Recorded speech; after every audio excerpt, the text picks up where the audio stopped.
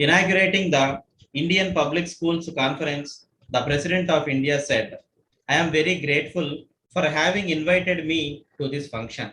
I deem this both a privilege and an honor. I do not propose to inflict a long speech on you. I would, however, be failing in my duty if I do not share with you some thoughts that often come to my schools of their place in the national system of education and of the contribution they can and should make to the improvement of school education in the country. The public schools in India, which now include Sainik schools, also have a number of commendable features. They all strive to impart good education and to maintain standards. Their emphasis is on providing an all round education, which, in addition to the usual curriculum of general education, includes a welfare emphasis on the development of skills in using hands on art education and especially on physical education, games, and sports. But the situation in the country has changed very rapidly during the last 20 years and will undergo very great changes in the years ahead. The public schools cannot remain unaffected in this changing social environment for their development and even for their survival. They will have to move with the times, and for this purpose, two major steps are necessary. The first is that the public schools must strive to become a part of the national system of education and contribute to its development rather than stand out in a glorified isolation. The second is that they must take into account all the criticism that is often made of the public schools and of the growing hostility against them in certain quarters.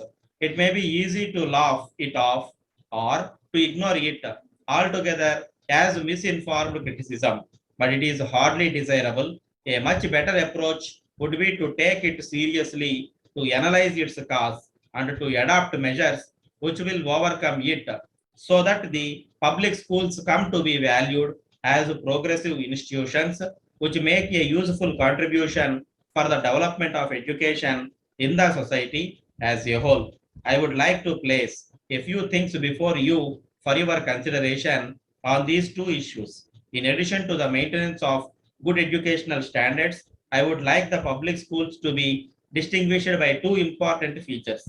The first is their contribution to national integration as institutions with an all India character which draw their students from all parts of the country.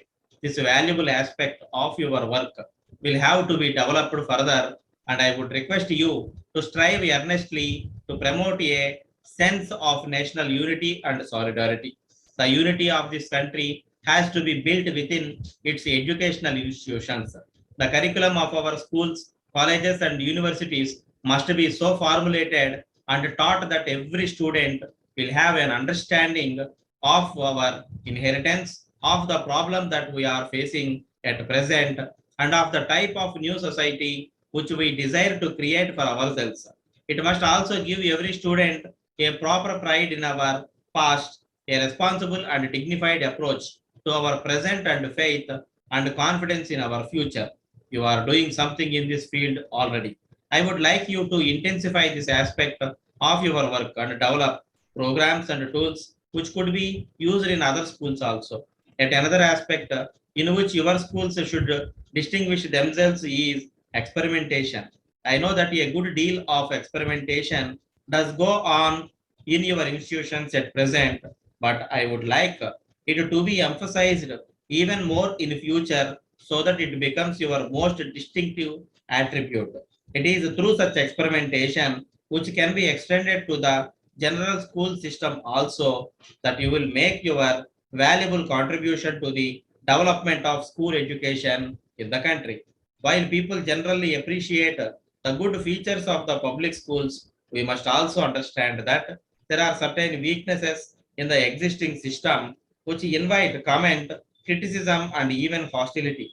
Quality of education is a very desirable goal, no doubt, but it should not be too exclusive, too costly, and too closely allied to privilege. It is these aspects of your institutions that, in my opinion, deserve close consideration at your hands. Let me first take the point about exclusiveness. The number of your members is very small at present, about 40.